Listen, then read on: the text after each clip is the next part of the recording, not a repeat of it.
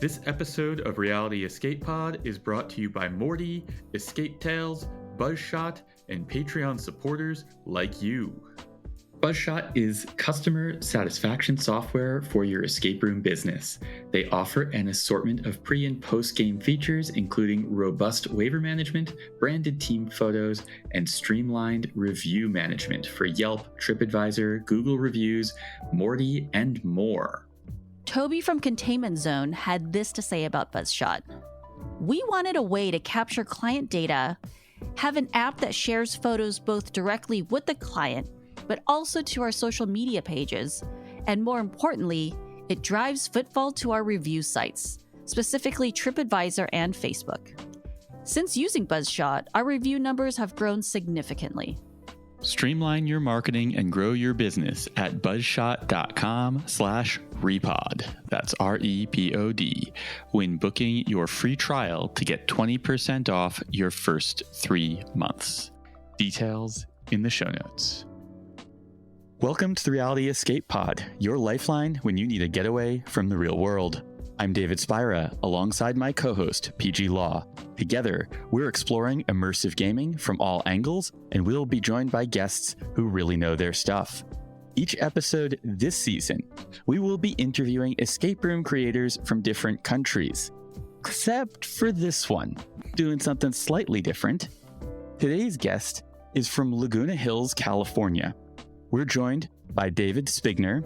Since 2008, David has served as president and CEO of Boda Borg, the Swedish turned American company that pioneered quests that blend intellectual and physical challenges in an escape room meets amusement park-like environment. Boda Borg has 8 facilities in Sweden and 1 each in Ireland, Switzerland, and the United States. Welcome, David. Thank you. Very happy to be here. We're thrilled to have you. I'm so happy we finally got to have you on because David has been telling me about Boda Borg for years, and we finally got to go play at Recon this year, and I just loved it. Cool. So yeah, we hosted our convention this year in Boston and bussed everyone out to Malden to play Boda Borg as part of the festivities. How many people did you take, can I ask? Yeah, about 250. Wow. Fantastic. Thank you. Yeah, we had a lot of people having fun running around Boda Borg Malden. So another thing that I found while I was researching for this interview is I've been a longtime fan of Boda Borg. We went there pretty early after they opened up outside of Boston. And I noticed on the Boda Borg Wikipedia page that we're actually citation number 1 for the explanation of what Boda Borg was. So that was a fun little thing to find out. Oh, cool. Thank you so much. Let's start there because I have to imagine that many of our listeners haven't had the opportunity to play at Boda Borg. What is Boda Borg and how does it work exactly? That is literally the billion-dollar question. And it's frankly a complicated one to answer. I can tell you in short that Boda Borg is perhaps, from a biased perspective, the most fun you can possibly have, engaging physically in play. So we call it reality gaming. That's the space that we call it. Real people trying to conquer real life-like games. And we like to mimic real life. And so we call it questing. Every day is a quest. You don't know what's going to happen next. And so it's a series of tasks, not puzzles, that you have to survive, just like you would do in life. And I guess the best explanation might be, it's like taking scenes out of a movie. It's kind of like we design a movie in brief and we put them in physical rooms, which we call challenges. And it's a sequence of challenges that you try and conquer. Like a video game, if you conquer the first challenge, you get to move to the next, and so on and so forth until you get to the last challenge or room.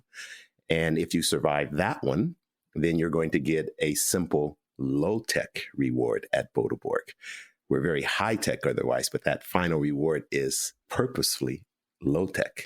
And so that's what it is. In one of our facilities, we'll have up to 25 of these quests. And that's what it is. So you're playing it like that. If you fail at any point, you're expunged, if you will, from the quest. You have to leave instantly and start over. It's not like a video game in that way, where often in a video game, you go to the next level, right? Yeah, there's no save point here. Yeah, You got to there's no start save over from point. the Yeah. beginning. You start over from the beginning. You don't get to redo that last challenge and start from there. You go back to the beginning. If you fail, fine. You get kicked out. You start over, or you pick a new quest. And that's kind of the way it works. And when you buy admission, you're buying admission to a larger facility for a set number of hours. And so while you're in there, you can go and play any number of a few dozen quests, and you can bounce around at will. You jump into one, oh, I really like this. I'm going to go and spend the next 40 minutes trying to master it. Or you go into one and you say, oh my, this is very much not for me. And then you bounce out and you find something that is for you. Yeah, it's an interesting concept. We call it quest hopping. And Of it. we don't sell a quest. So perhaps an analogy would be going to the movies. We're very familiar in almost any country with going and paying for and watching one movie. That's not how Boda Borg works. When you come to Boda Borg, up to 25 quests are available to you. You pay one price and you can go to as many as you want, as often as you want during the time that you have at Boda Borg.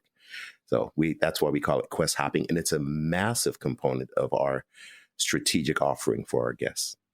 The way that I have come to describe it to people is it's a lot like playing a kind of Nintendo entertainment system, the NES era of video games, but in real life, where the game doesn't really tell you how to play it. You go in, you're the player, and you start interacting. And then if you bump into a Goomba and it kills you, then you start back over at the beginning of the level and you just learned a thing. You just learned, if I walk into those things, I die. So then you try and jump on it and you say, oh, wow, I just progressed. It died. I didn't. I just learned another thing. And you keep going through it, learning your way progressively until you have developed some amount of mastery. Yeah, I get that. So in the series of challenges that you have to survive, you don't know how much time you have. You don't know what to do. You certainly don't know yet who should do what on your team, because you can't do this as an individual. You can't even do it as a couple. You need a team of 3 to 5. And we do that, again, by strategic design. A clever team is going to figure out, one, that not everyone should do everything, and that there may be a wise allocation of whom should do what. And they're going to figure out, if you're truly clever, that it's an iterative learning process, that you're going to fail. The odds of you failing are 100%. And the trick is to determine what you've learned in that failure and to apply those learnings the next time in a persistent effort. And that's how life works. And that's how questing works. So there is a purposeful, strategic corollary to how we live our lives and how we design quests. So you took ownership of Boda Borg in 2008, and we'll get to that process shortly, but it was founded in 1995, more than a decade before escape rooms emerged. What was the origin story of Boda Borg? Yeah, I'm not sure that the legal founding was 1995, but it was certainly mid to late 1990s. And it was founded by a group of 4 Swedes in the northern part of Sweden, about 700 to 800 kilometers north of Stockholm, in a little place called Torpshammar, which is right near a slightly larger town, about 90,000 people, called Sundsvall. And I believe, as the story goes, the founders were, one of them certainly was an engineer, chemical engineer, I believe, and he had lost a job. And the others, I think, were in transition of some type as well. And they sat down at some shop somewhere in this very small town. I like to joke that the town of Torpshammar has more cows than people. I literally think there's only about 800 people in that town and probably about 8,000 cows. But it's gorgeous. It's absolutely one of the most beautiful places I've ever seen in the world. But they sat down and decided, what are we going to do next? And someone came up with the remarkable idea, an idea that I think most people would run away from. And they simply said, what if we could make video games real? That's it. It was that simple. And they got lucky because there was it used to be a mental hospital, and it sits on a hill And there are two large buildings in Torpsarmar. It's the biggest thing in Torpsarmar. There's nothing else that would even match the enormity of those two buildings. And the city basically gave them those buildings for free. They were going to tear them down. And that's where they built the first Boda Borgs. A series of fortunate incidents. Yeah, a series of fortunate incidents. That's right. I have read online, and I don't know whether this is true. I'll be honest with you. There's not a lot about Boda Borg's history to be found on the internet. Mm-hmm. Believe me, I have spent a lot of time looking. One of the things that I read is that it was the result of a government project to find new ideas in the context of rural development in northern Sweden. Is there any truth to that? Not that I'm aware of, no. Interesting. We're debunking myths on the internet. Yes, you are. I'm shocked to learn that I read something on the internet that isn't true. The story that I just told you is the origin story. You've made it when there's urban legends about your company, I suppose. We're just going to keep clarifying things. Yeah, let's do that. Because I had that 1995 date that seemed really certain as well. I will ask you another question that I've been asked many times, and that is, what does Boda Borg mean? Okay, so that hill that had those two large buildings back in the mid to late 1990s, just south of there is a small town called Boda. It's very small, and I mean small. The road that you drive on, you go through Boda to get to Boda Borg. Boda Borg is technically not in Boda, but when I drive, I used to live there. So when I drove through there, it would take maybe 15 seconds, maybe 20 seconds to drive through Boda. So blink and you miss it town. Yeah. And so to this day, I don't know why they chose Boda, but I know why they chose Borg, because Borg is sort of a Swedish name for castle or mansion, large edifice, if you will. And that's what they had, right? They had these two massive, we still have them. That first Boda Borg is still one of our active Boda Borg locations. And so Boda Borg, that's where it comes from. And I loved that name when I first heard it. I love the Swedish origin of it. I believe that it's marketable globally, and there was no way we were going to change that name, albeit I have been asked countless times to change that name to fit other markets. It's a catchy name. I'm a fan of alliteration in names and titles. Same. I think to most of us, it's a meaningless set of words that sound good together. And so you get to pour in whatever definition you want. And any of us who've been to Boda Borg, we know exactly what it is, even if we don't know what the words mean. Yeah, I love the uniqueness of it. You come in without expectations of what it's supposed to be. Also, I think when it's what to American ears sounds like a nonsense name. No, I look at it like, what's a Yahoo? What's an Apple? What's a Google? Exactly. And from a marketing perspective, I frankly think it's genius. I agree with you. We can mold and shape it into anything we want, and we can maintain a competitive uniqueness that is second to none. So how did you end up in Boda Borg's orbit? Or rather, how did Boda Borg end up in yours? I think it was a little bit of both, actually. So in 2007, I was an executive at a commercial bank here in the Southern California area. But I had been looking for an entrepreneurial activity for a long time, something that I would transition to. And I hadn't been very successful doing it. But that year, my family and I are accustomed to taking what we call cocations, cultural vacations. And most of these cocations are outside of the United States because we like learning about integrating with different cultures. And so we were taking trips all over the place. And that year, we went to Egypt, Sweden, and England on one trip. Wow. That sounds like a good time. Yeah. So Sweden was the second stop. And I looked for businesses at that time wherever I was going. And so in Sweden, this is funny. My wife had rented a second house on a farm in an area about 150 kilometers south of Stockholm. And so that's where we went. And I remember because I wasn't a fan of it because it only had one bathroom in it. And so the minimalism I wasn't a big fan of at the time. And I was worried that my family of 6 wasn't going to fit in this thing so well. And because of the one bathroom is the reason why we own Boda Borg today. That is literally why we own Boda Borg. Because my oldest daughter, love her to death, but she was 21 years old or something at the time, and she was very vain. And she went into that bathroom early morning, long before the rest of us woke up, because she wanted to be sure that she got the hot water and could do her hair and everything. And she wasn't encumbered by lack of resources in the bathroom. And so she went in there and she just drained the hot water. And because of that, my family woke up and they were complaining. They were yelling at her. And I said, look, maybe there's a mistake here. Maybe something's broken. I'll go ask the owner of the farm, whose large mansion type house was just down the road. So I walked down, knocked on the door, and I said, look, hot water's gone. Is there any way we can get it back? And she said, you know what? She didn't really drain it. Sometimes it goes off for these various reasons. We'll take care of it. And then she asked, what are you guys doing today? My wife had this remarkable schedule. I don't get involved with that schedule because I'm a smart husband. Sounds like David. I just go where she tells us to go. That's all I do.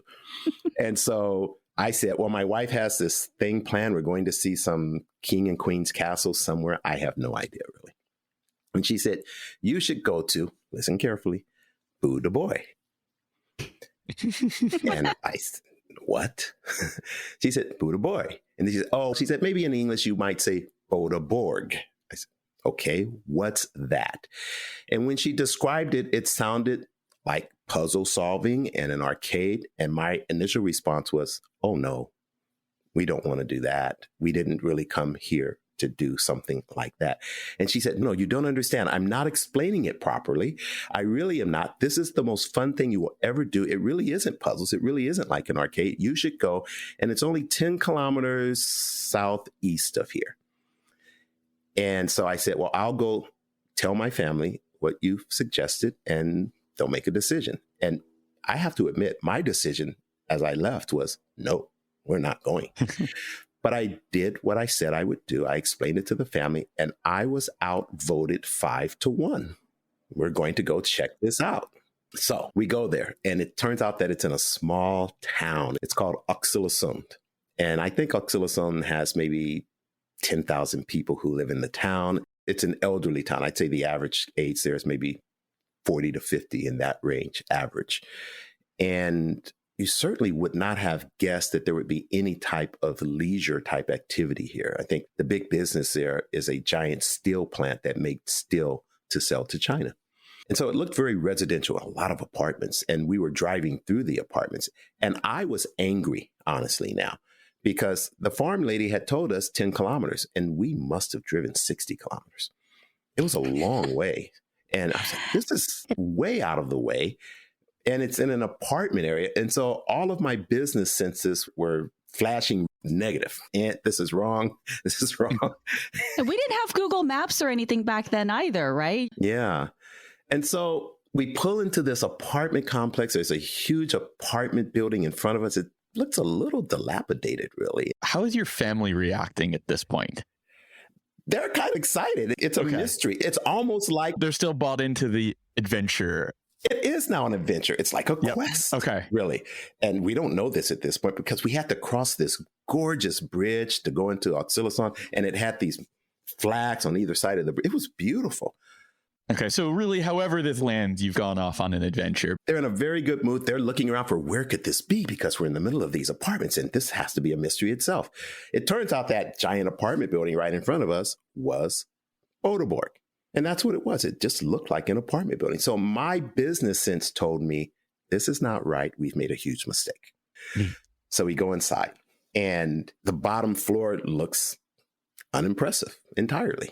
And it's just an empty space. There's a reception counter. There's nothing more, maybe some picnic tables or something. And the lady comes up, she checks us in, and she says, so you're going to go upstairs and do this thing. They called it banor. That's the Swedish word to it. And banor means a track. That's what they called it. There was no word questing at the time. And they showed us a terrible video. It was just horrible.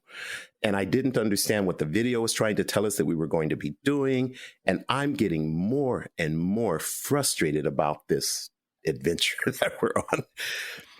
And then remember, now I've got a family of 6. So I've got my early 20s daughter. She's the oldest. I've got a 13, 14-year-old daughter with us. I've got a 11-year-old son and a 10-year-old son. And so my 13, 14-year-old daughter, her name is Sabina, and they bring out this guy. His name is Monet, and he looks like something right out of a model magazine. He's in his early 20s. He's maybe 6'1", 6'2". He's got long, flowing blonde hair, and he comes out. I can see the wind blowing his hair back. And I'm looking at my 13-year-old daughter, and she's like, oh. I'm like, no. Where's that glow coming from? It's so bright in here. Yeah. And he's supposed to take us upstairs and introduce us to Bonheur, the tracks. And so we let that happen. I'm very concerned about this now. And is this the original location that was originally a mental hospital, you said? No. This was at the time, I think Oxyloson was the 5th location. This is July 2007. So they had expanded. So we get up there and we go into this quest called Balance, if you're in Sweden. That's the first quest I ever did, Balance. And we go in there and we start doing this thing with a bowling ball. I won't describe that so much right now, but needless to say, my family and I are now like, what the heck is this? We have to get this right in order to get to the next one. So we start to get the concept a little bit. And Monet is there inside the quest with us, explaining it. His job is to stay with us until we get this concept, until we understand it. Doesn't take long. My kids and I understand it pretty quick. And now we send him off, and I'm happy about that. And now we just go wild. We probably spent too much time on Balance. It had 3 challenges, I remember. And we just spent over and over and over because we were intent on conquering it. And then we recognized, oh, we've got about 20 more of these things here. And guess what? We can go do any of them we want. And so that's what we started to do. And we just had a great time. So that's how we were introduced to Boda Borg. It's funny, when I went for the first time, the Malden location still had toughest. And we spent a lot of time on that until we got to toughest. And I realized that there is no point in my life where I ever had the upper body strength to complete that. Oh, you'd be surprised. But yes, it's very challenging on purpose. Yeah. Oh, yeah. No, it's impressive. And seeing someone else do it is really impressive. And that quest was designed in Boda Borg Oxyloson, the one I just described to you. That's where it was designed.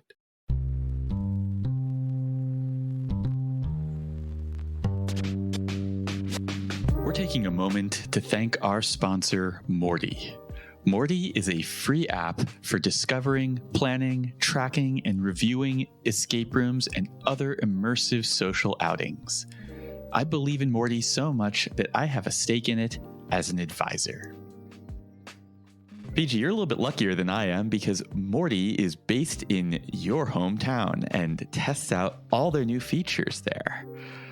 I also know that you love yourself a good deal. You've never been shy about that. So why don't you share some of the things you've been enjoying that not all Morty users get to try out yet? Yeah, David, it's really awesome. They started releasing discount codes on Morty. So as you're searching for an escape room to play, you go and click on the game page, the company page, and you'll see it'll be marked with like a little coupon symbol, and you scroll down and you can get coupons for anywhere from like $20 off total game, $10 off a certain booking. So I just think it's a really great feature, especially if you want to attract customers to come play your game at off hours. Maybe you have a coupon that's only available during the day on Wednesday. I just think it's a really good idea to draw in customers that may not have come otherwise. Yeah, and if you are an escape room company looking to offer discounts, maybe drive some new traffic to your location,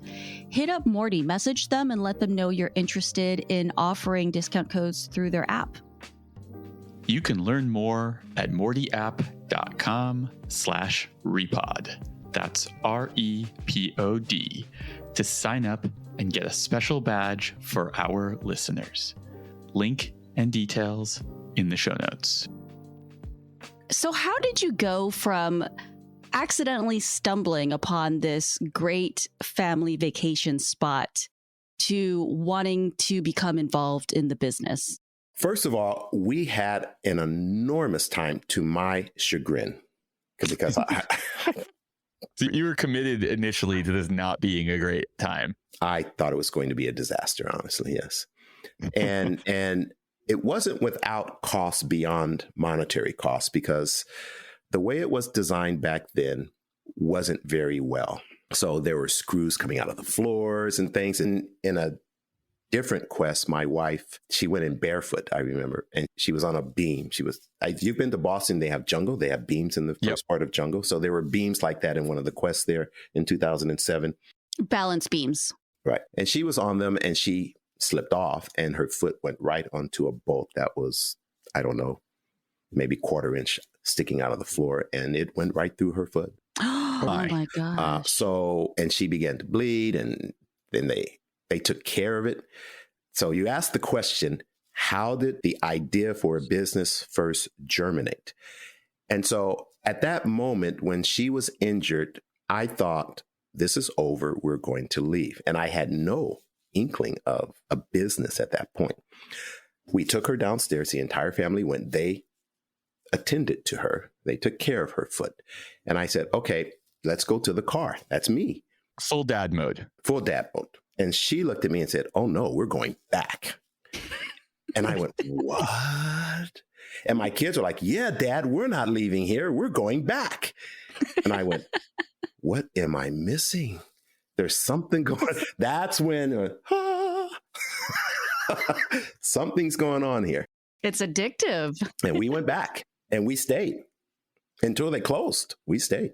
Wow. So the wheels start turning in your head that this is actually a viable business, and like, how can I become involved, or how can I bring it to the US?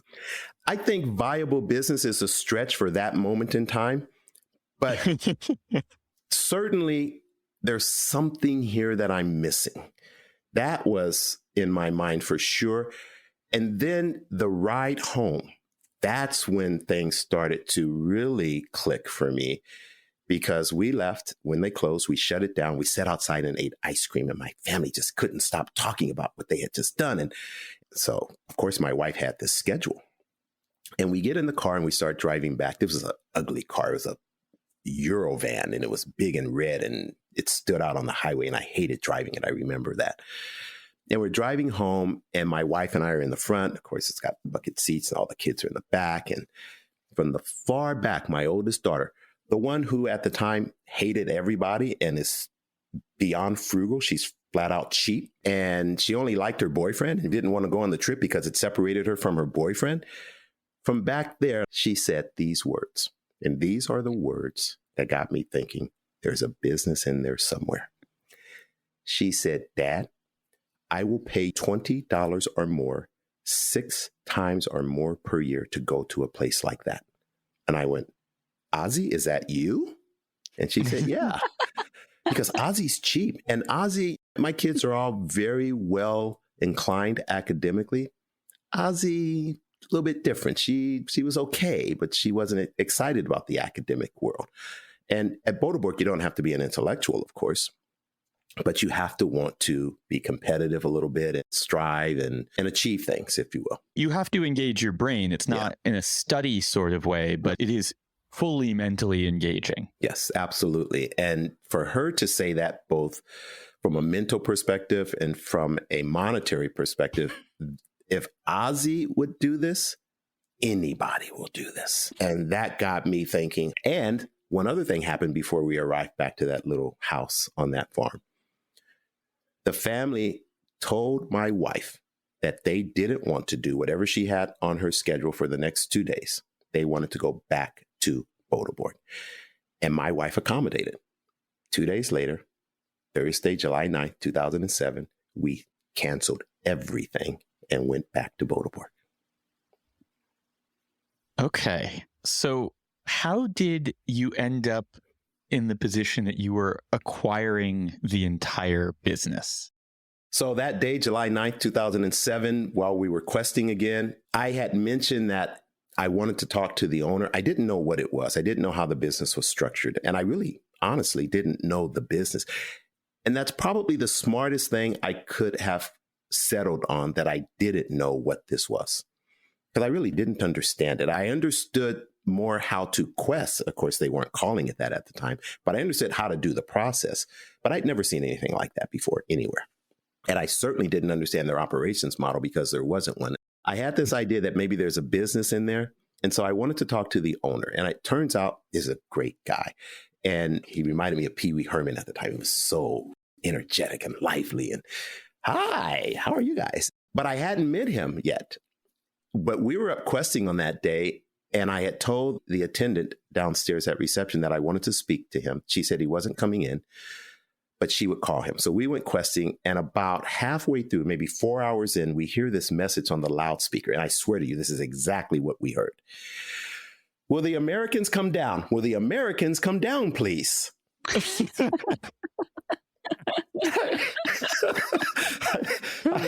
I looked at my wife and my kids. I said, we're American. Is she talking about us? And so we eventually assumed that she must be talking about us. And we went down, and that's where we met the owner. It happened to be a franchisee, so I learned the business structure. We finished questing that day, and he gave us directions where to meet him for ice cream in a little town called Nyköping, right next to Oxelösund. So we met him there. The ice cream was served through a converted school bus. And we sat by the harbor and ate ice cream, and he told us all about the business. Okay. And that progressed into what? Full curiosity. I'm in full curiosity mode now. My wheels are turning. I'm starting to think this is so unique, so different. I remember to this day, there were people from 5 or 6 different countries in a little town called Oxelösund, 150 kilometers south. Makes no sense. In a town of 10,000 people. They weren't kids. They were mostly adults. None of it made sense to me. And so I was just asking all kinds of questions. Some he could answer, some he couldn't. And I started thinking, there's that old joke. Little boy and an old man walk up to a room, and they open the door to the room, and it's full of poop, floor to ceiling, full of poop. So they can't go in because the poop's kind of spilling out of the door. It's higher than them. It's higher than the threshold of the door, but there's a shovel outside. And so the old man wants to leave. Who wouldn't want to get away from this room? The little boy picks up the shovel, and the old man says, what are you doing? And the boy goes, I'm going to dig. And he goes, why? And the little boy goes, there's got to be a pony in there somewhere. Right? And that's exactly what I was thinking. You gotta find that pony. I was going to find that pony. There's a pony in there somewhere. And because it didn't look good on the outside to me. But honest to goodness, that's exactly how I felt. This just can't be. What we experienced could not possibly. It was like I was in Narnia or something. So at that time, then what were you thinking of doing with the business, or how were you thinking of becoming involved? There was no thought at the time for how to get involved because I didn't understand the business well enough. The one thing I did understand is that it didn't conform to any business structure or model that I had ever seen or heard of. And I had been a business consultant and a C-level executive in places, and it just didn't conform to anything. That was very disturbing. The demographic, my goodness, any and everybody goes to Boda Borg, where we're taught, find a niche, develop that niche, stick to the niche, target the niche. There's no niche. So what do you do? So my first goal was simply to figure out what this is through the due diligence process. Start a due diligence process, but guess what? If it turns out that it's no good, I don't have to buy it. So I simply started a due diligence process for the purpose of discovering what this is and if we wanted to make an offer. And through that due diligence process, the rest is history. I know of a billionaire who probably should have hired you for a couple days. Yeah, maybe. So you emerged from the other end of this due diligence process, and what have you concluded? When we started that process, I had to first come to the conclusion about what the product was. And Bonor didn't make any sense. And the way they were structured at the time, I guess the analogy for you would be, imagine a movie where every scene was disjointed and had nothing to do with the other. How attractive would that movie be? And the answer should be not at all attractive. It would be a very disjointed, unpopular, unattractive movie. But these Bonors were not. They were fun. And I thought, but is that as fun as they could be? Could they be more fun? Is there something we're missing? I said, well, movies don't do it that way. How about if we think about designing these the way you would write a movie and give it some structure? So give it a through line between the beginning and the end. Yeah, as opposed to thinking about puzzles or things like that. And so I simply started talking about that kind of thing. And I started talking about it with some of the owners who hadn't really thought about that. But one of them decided that he was going to do what I was talking about without asking me if he should do it. And so I think we started that due diligence in September 2007. And by December 2007, he had built this quest called Pirates. Oh, I've played Pirates. Yeah. And you've played the Pirates too. That's what he built. And he built it in Oxelösund. And it was so, this is where I knew we had a cultural problem, because he built Pirates and he calls me and he says, I built the quest based on what you were talking about. I said, what?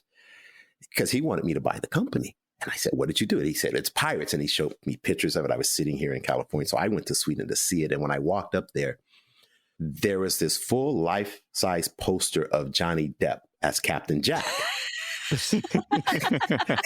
in front of it. And I said, you can't do that.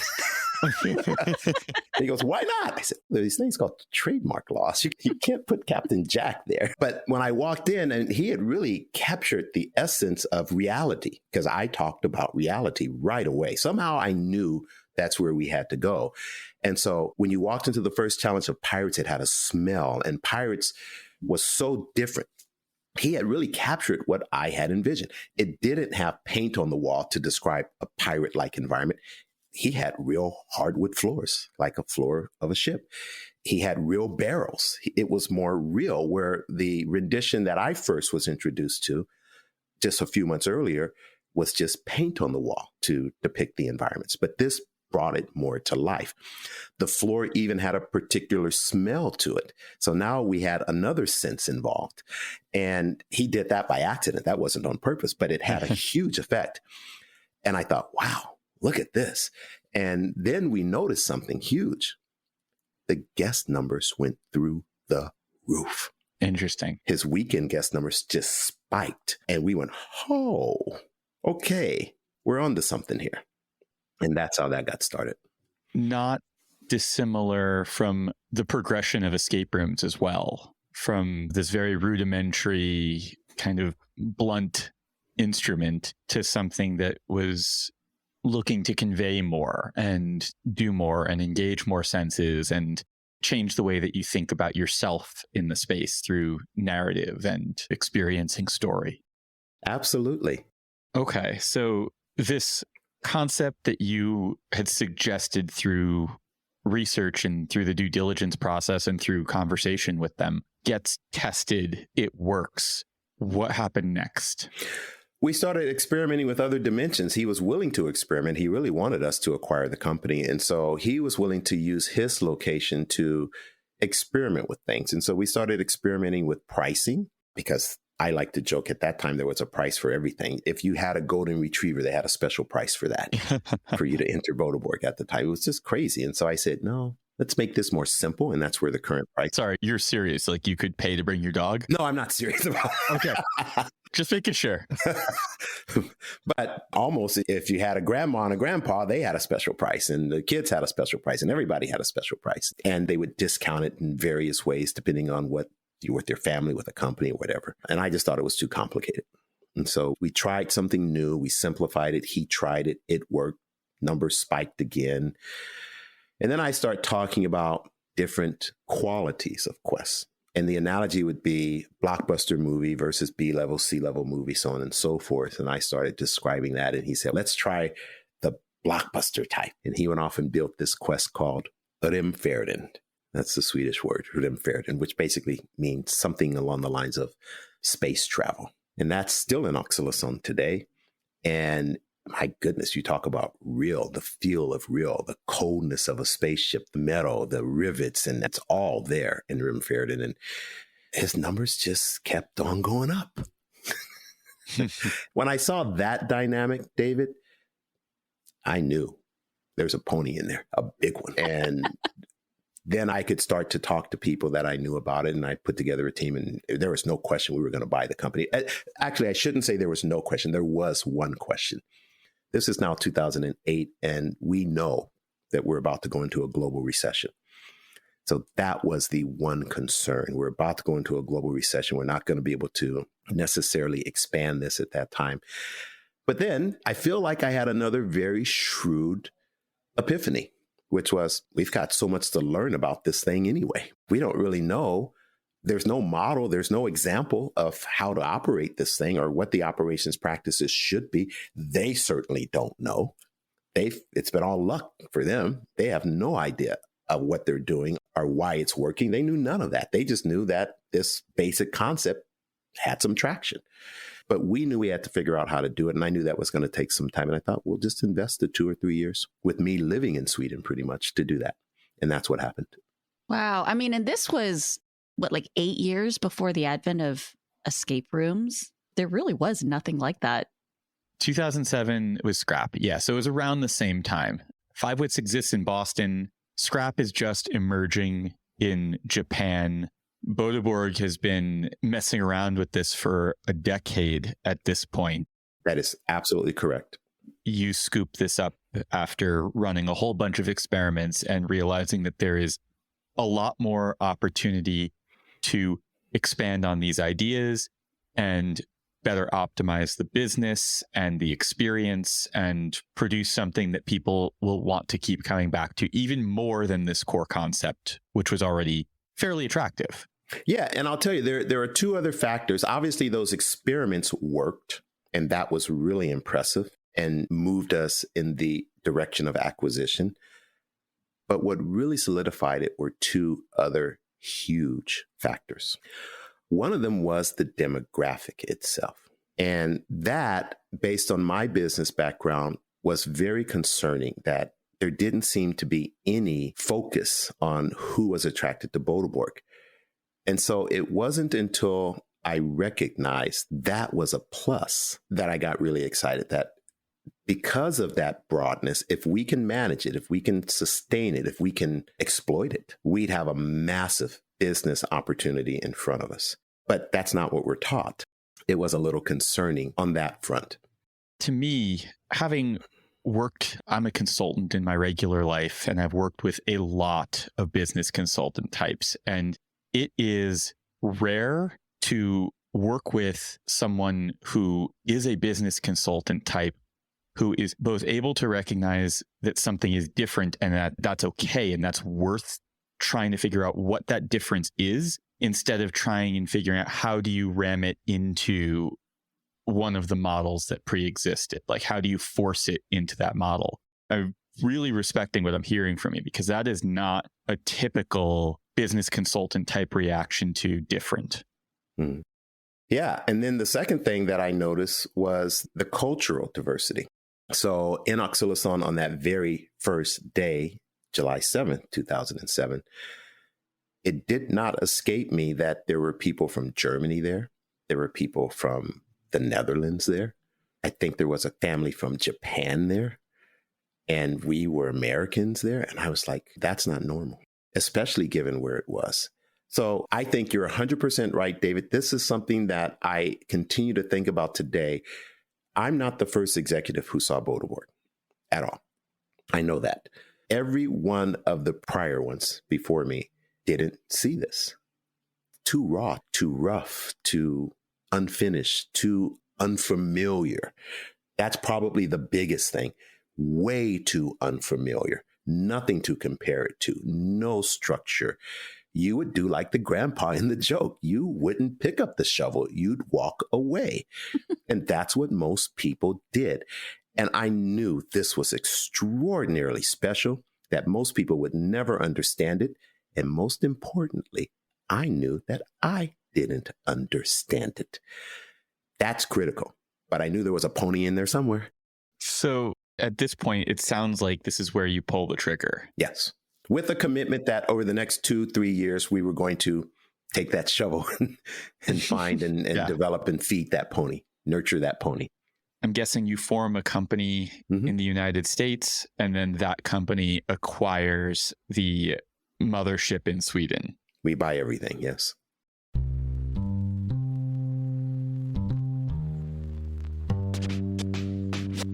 Escape Tales is a tabletop escape room series with a focus on strong story and puzzles. Their games have weight and atmosphere, and the decisions you make along the way change the outcome. They are each crafted by the folks behind Lock Me and the Escape Room World Championship. They really know escape rooms and love them, and it shows in their product. Escape Tales feels about as close to a real-life escape room as you can get on the tabletop. Children of Wormwoods is the third game in the Escape Tales series. It was published in 2020. It's available in 11 languages, and it explores a different sort of narrative than the previous games. This one is more in the Dungeons and Dragons sort of realm of fantasy. It has more than 7 hours of gameplay, and it also is divided up into multiple parts, so you're not playing 7 hours all at once unless you want to. Also offers new character development options and so much branching narrative. What's been really cool about reviewing all three games at once is seeing how much they've iterated through the process. If you think that you will play all three games, I highly recommend that you play it in the order that they were created. So I would start with Awakening, play Low Memory, and then end with Children of Wormwoods, because they keep expanding on previous ideas, and frankly, I think they've improved it. If you're only going to play one game, though, I highly recommend you play with this. It's a little bit more complex, but I think it's much more rewarding. What's cool is that there's character development now. So before, you would make decisions and you didn't always feel like they impacted the character. In this game, the decisions you make really do affect your character's stats, so it gives it a little bit of a role-playing feel. I loved this game. I highly recommend you check it out. It makes a great gift, and in fact, we're putting it on the holiday gift guide because I just think anybody who likes escape rooms and puzzles will honestly love this game. You can buy any installment of the Escape Tales series at store.boardanddice.com. Board & Dice is now shipping from both the United States and the European Union, so your games will not get held up in customs. Use discount code RoomEscapeArtist at checkout to receive a generous 25% off your purchase. Details in the show notes. Since you took over, what were the biggest things that you changed with the way that everything operated? Oh, we probably don't have enough time for that. Give me your top three. What a quest is. So Bonor disappeared, it became quests. You removed tracks that required some amount of guidance and replaced them with individual games that you can self-select into and bounce around. Well, they always had. That was there before. They were incredibly genius, in my opinion, about what they had designed. The core structure of Boda Borg was there before I came. I can't take credit for that. The original founders were, I'm going to say it again, I think they were genius in this. I don't think they knew they were genius, but they were. Help me understand what the difference between Bonor and Quest is. So Bonor is just a word. It kind of means track. Okay. And a series of things you do, so to speak. But that's exactly what a quest is. And so I needed something that I could push globally. And I can't push Bonor. So that's where Quest came from. And Quest is perfect. We think it's just brilliant. That's where that came. So what we call it was a big change, but then what it is a big change. So I guess the analogy there could be something like the first movies that were projected onto walls and were more stills than motion and soundless and all of that. That's what Boda Borg was when I found it, in the Lumiere brother era, if you will, of filmmaking. Mm-hmm. And today it's maybe not quite where I want it to be in the near future, but it's a lot more like a modern movie, if you will, by analogy, right? So it has all the dimensions. And if I were in the movie business, which I'm not, of course, we certainly design quests in part in the way they do. But if I were in the movie business, I'd be thinking, how can I get touch and how can I get smell and how can I get those kinds of things? And that's where we're at with Boda Borg. Yeah, sounds like a big difference was going from like a flat 2D painted set to a full dimensional movie quality set with that you could touch and feel. Absolutely. And then our strategic direction is a massive change. There was none at the time. I am a strategist by background, by training. That's what I do. And I had to have one. I had to have one that made sense. And that came pretty quick to me. It was because I'm a huge Star Trek guy and I'm a huge Star Wars guy. And I don't know, are either of you Star Trek people? Yes. You are. So you know what a holodeck is, right? Yes. Great. So that's my end game. Okay. Got it. So you want people to basically go to this place and they can have, within reason, any adventure they want. As real as we can make them. So reality gaming is what we call the space. A lot of people, and I've heard you guys on your shows use the word immersive. We don't. We think it's reality gaming as juxtaposed to virtual. And we think those two diverge. And so my in strategic game, and I don't think I'll achieve this in my lifetime because you have to master E=mc² to do it. And I don't think we're quite there yet. But our whole strategic direction is ever more real. And that's what we're going to do with our quest. Ever more real. That's exactly where I'm taking it. Our technology development is headed that way. It's going to become more intensely headed that way. Everything we do is designed for ever more real. So on that subject, you have a few patents for control devices as well as game operation methods. What role do patents and intellectual property play in your business? That's a good question. So obviously the questing process itself is something that is special, very unique, and it is unique and proprietary to us. We like to keep it that way for as long as we can, of course, understanding that there'll be spinoffs and people trying to do things similar. We've seen that for years. And so we're not so concerned about that. We actually hope some of them will be very successful. We think that might actually help us. So we're not actually frightened by that. I think that's a healthy and probably correct view. Just gives more credibility to the reality gaming business sector. Exactly. We're not afraid of our position in the sector. Think about this. I don't know that I squarely mentioned that second thing that made me say, yes, let's go get it. But one of it was the longevity of Boda Borg. By the time I had run into it, it had already been surviving for 10 years. While being sort of managed. While being very poorly managed and poorly built and poorly everything. It was terrible. And so this is critically important to the decision we made. I honestly sat back one day and said, there is no way this should be alive. This should be dead. Mm-hmm. There is a company called Nagone in Spain. I don't know if you know Nagone. Have you heard? I have not heard of Nagone. So Nagone was a brother-sister team who made a ton of money. They had developed some kind of a software. I don't really know what it did. They sold it to Yahoo for $500 million. And they developed this thing that tried to copy questing, so to speak, but it had 40 challenges in a row, and they were using RFID. They had really made this mammoth python of a thing that was so long. And it had all kinds of high tech and bells and whistles, and it failed miserably, went bankrupt. We've seen that happen over and over again. But Boda Borg, even in its worst state, continues. And that was impressive. What do you think is the secret sauce? Well, and I don't want to get too much into that, but let's just say that if we did have a firm mission statement like a large corporation would, it would be something along the lines of, we keep humans human. So this sounds a lot like the soundbite that I have been giving reporters who have called to get information on escape rooms for really the last 8 years. I always tell them the same kind of thesis statement, which is that in a world gone digital, doing things in real life is bizarrely revolutionary. It sounds like that's the space you're looking to play in. Yeah, this is where I diverge strategically. I am not a strategic believer that we are going to one day live in a Ready Player One world. I just don't think that's going to happen. I agree with you. We're not designed that way. It's not our plight in life as humans. I honestly believe there are billions and billions of dollars going into this notion that virtual reality is going to be the next big gaming platform.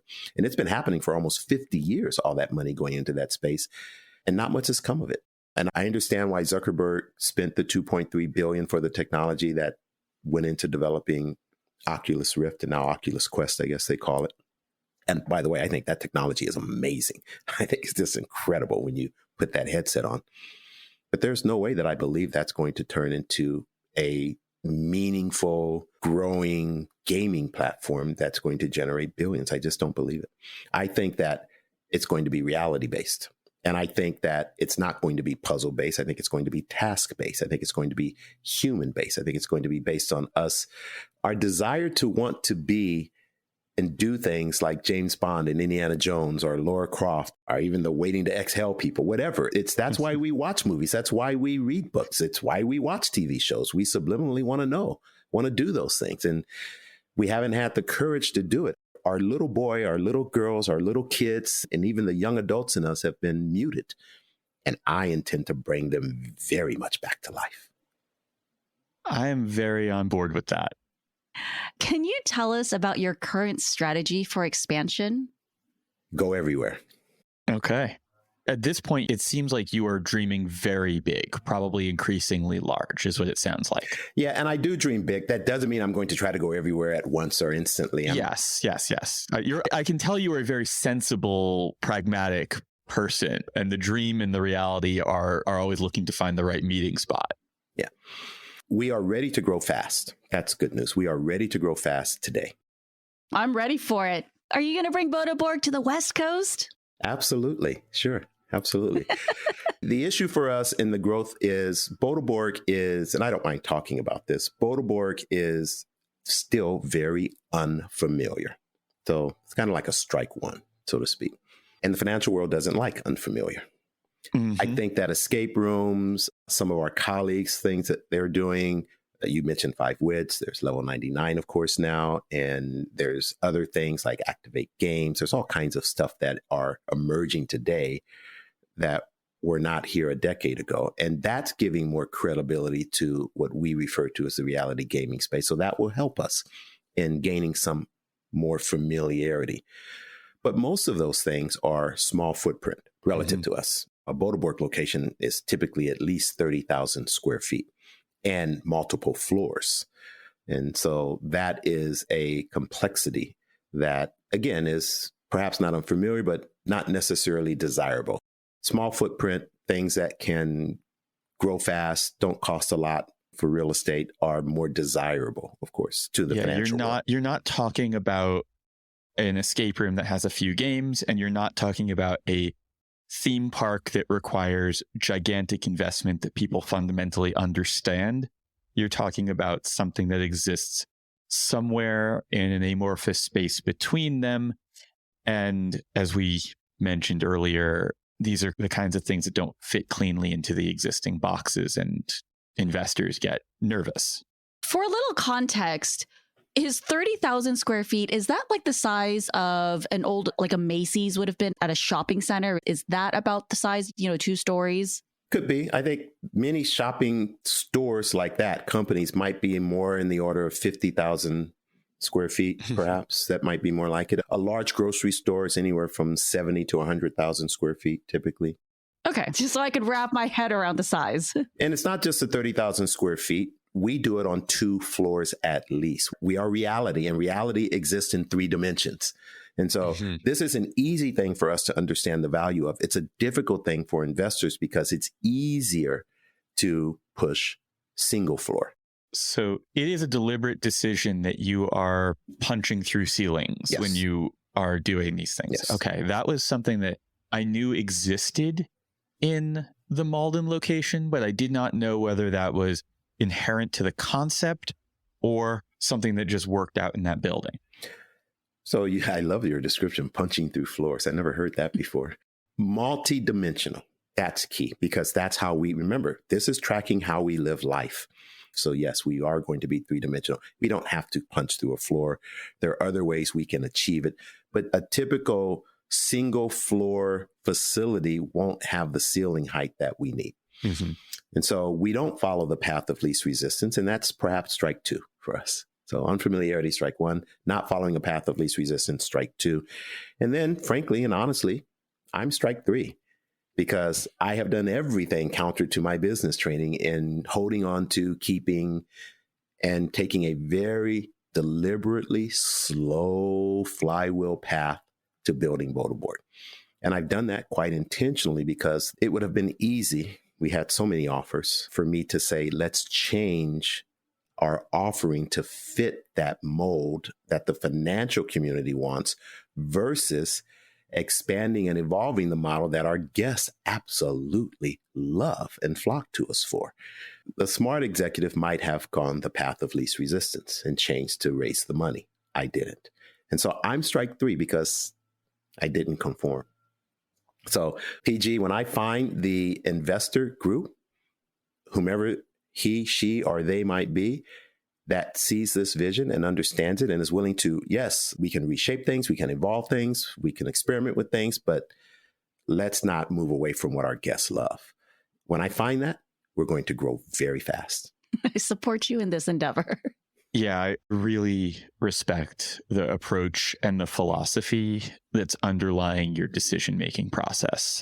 As someone who historically doesn't always do things in the easiest way possible, out of concern for the experience and for creating the optimal user or guest experience, I really respect it. Thank you. I have a question. I am guessing that your answer is going to be some form of non-answer, but I'm gonna ask it anyway. Okay. While doing my homework for this episode, I found a January 2020 article about Boda Borg opening in the Palisades Center Mall, which was the mall of my teenage years. I am aware that January 2020 was a very different world, but I'm still going to ask, is that going to happen? Maybe. Okay, I will take a maybe. I want to change gears just a little bit before we wrap this up. In your free time, you're a baseball umpire for the California Interscholastic Federation. Yes, I am an umpire in high school, but I also umpire college, various levels of college. What's an unexpected skill that you've had to develop to become a good umpire? That is a great question. How an umpire moves is important. How we navigate a field physically, whether it's running, walking, how we make a call, the fluidness, the style, the timing. The timing is so critical of when and how we make a call. And our use of eyes and hands and the veracity or lack thereof with which we make a call are all critical. It's like a choreography. And then you can umpire a game with just one umpire, which is, if you're a high school umpire, then if you're doing freshman JV games, you might be by yourself. You get to the varsity level, the lower varsity levels, maybe two umpires are on the field. And then the level I work now is typically 3, sometimes 4 umpires. It's like dancing a tango. And so working with your partners and knowing what they're doing, knowing how to react to what they do right or wrong, all of that's important. So it's a really deep dive in understanding the process. Nonverbal communication, yes, and communicating with tone and movement and timing. And that's really interesting. And I didn't know what answer I was going to get out of that, but I love that answer. Oh, David throwing a curveball. Yeah, it's a big curve. I just umpired 2 games yesterday. And what's it like when you umpire a game on a professional baseball diamond? Does it change the way you're doing it? No, ball fields are exactly the same dimension. That's the beauty of it, right? The dimensions of the bases relative to one another never changes. Beyond that, is there a change? Is it like an emotional difference? Or is it just business as usual? I might be the wrong guy to ask that question because for me, the answer is no, it's a baseball field. And once I get out there, I'm focused on the game. I'm not very interested in who's in the audience, and I'm interested in what's happening on that field and am I doing my job with my partners correctly? So I've umpired at Angel Stadium. That's the only professional field that I've umpired at. I have some colleagues who've been to Dodger Stadium, for example, since I live here in Southern California. I have some partners who have done Petco Park down in San Diego. But mine, I've umpired numerous games at Angel Stadium. And I love it. It's a fantastic stadium. They are fastidious about the care, the grounds crews. My God, so much respect for those guys and how they treat and care for that type of a stadium. And the engineering that I'm an engineer by academic background. So the engineering that goes into the ground and the grass and even the dirt part. My gosh, it's amazing. So a lot of respect for that. But no, for me, a baseball field is a baseball field. The only thing that really changes on a baseball field is sometimes the foul territories are different sizes.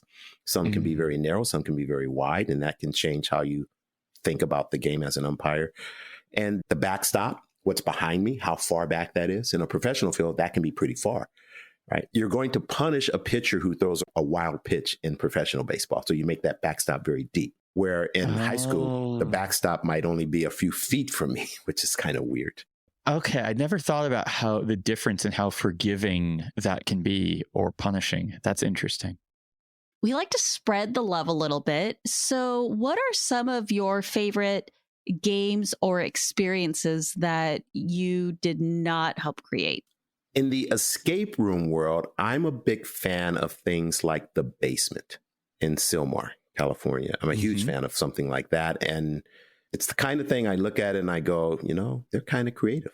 Could we even contribute to that? Could my team contribute to taking that sort of delivery to the next level? So yes, I've taken my friends, my family to those kinds of things, and I enjoy that kind of experience.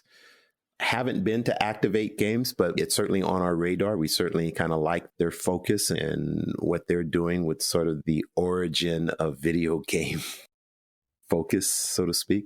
There are all kinds of things out there. Have you heard of Coesio? No. So Coesio is out of France, and I think they have more than a couple of handfuls of locations now. They're somewhat of, I don't know how to describe them.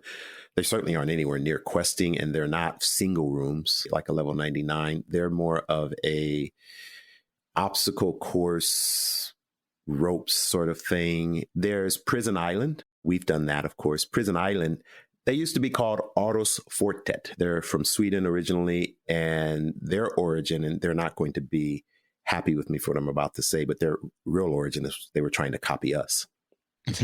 Without copying questing. So they would basically steal our ideas and for each individual challenge and try to incorporate them as single challenges in their venue.